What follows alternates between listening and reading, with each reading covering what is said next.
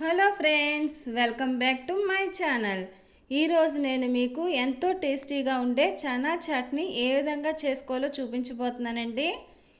ఇది చిన్నపిల్లల నుంచి పెద్దవాళ్ళ వరకు ఎంతో ఇష్టపడతారండి. ఒక్కసారి తప్పకుండా ట్రై చేయండి, చాలా టేస్టీగా ఉంటుంది. చాలా హెల్దీ స్నాక్ అండి ఇది. దానికి కావాల్సిన ఐటమ్స్ ఏంటో చూపిస్తాను రండి. దీనికోసం నేను 1 కప్పు శనగల్ని నైట్ నానబెట్టి తీసుకున్నానండి. దీన్ని ఒక కుక్కర్ గిన్నెలోకి తీసేసుకుందాం. మీరు ఈవినింగ్ చేసుకోవాలనుకుంటే మార్నింగ్ 8 o'clockకి నానబెట్టేసుకోండి. ఇప్పుడు ఈ శనగలు మునిగేంత వరకు కూడా మనం వాటర్ని యాడ్ చేసుకుందామండి. దీనిలోనికి మనం చిటికెడు వంట సోడాని యాడ్ చేసుకుందామండి. దీనివల్ల శనగలు బాగా కుక్ అవుతాయి, మెత్తగా అవుతాయి. 1 స్పూను సాల్ట్ యాడ్ చేస్తున్నానండి. ఒక బంగాళదుంపని చెక్కి తీసుకుని ఈ విధంగా ముక్కలు చేసుకుని వేసేసుకోవాలి. మూత పెట్టేసుకుని ఒక 5 విజిల్స్ వచ్చేంత వరకు కూడా దీన్ని మెత్తగా ఉడకనివ్వాలండి.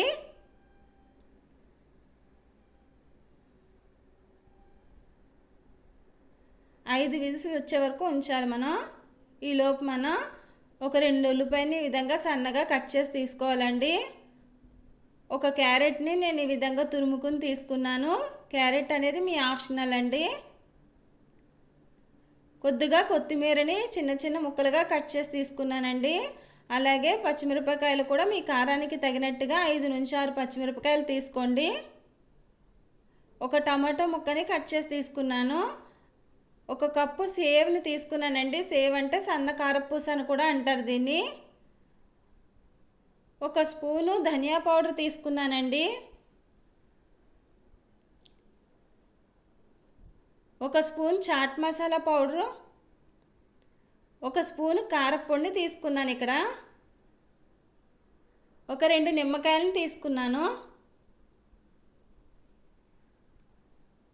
5 విజిల్స్ అయిపోయాయండి. కుక్కర్ మూత తీసి చూద్దాం. బాగా ఉడికిపోయాయండి ఇవి. నేను చూపించిన విధంగా గరిటెతో మొత్తం అంతా కూడా మ్యాష్ చేసుకోవాలి.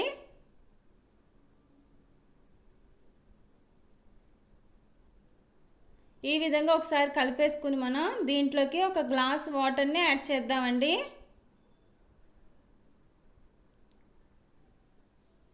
యాడ్ చేసి మనం కుక్ అవనిద్దాం.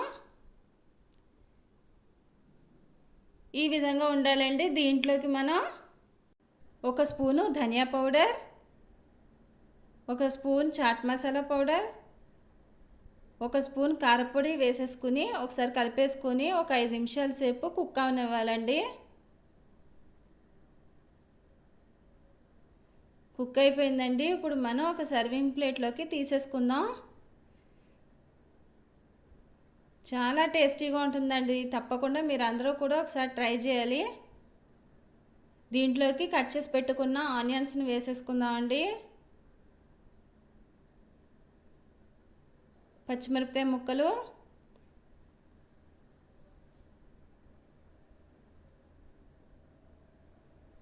తురుము పెట్టుకున్న క్యారెట్ని కూడా వేసేసుకోవాలి. టమాటా ముక్కలను కూడా యాడ్ చేసుకున్నానండి.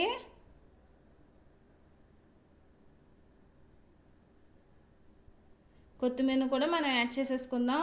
ఇందాక నేను ఏవైతే చూపించానో ప్రతి ఒక్క ఐటెంని కూడా ఇందులో ఒక్కొక్కటిగా మనం యాడ్ చేసేసుకోవాలండి. మనం నిమ్మకాయని కూడా పిండేసుకుందాం. పులుపుకి తగిన విధంగా మీరు నిమ్మకాయని సెట్ చేసుకోండి. ఇప్పుడు సన్న కారపూసను కూడా ఇందులో వేసేస్తున్నానండి.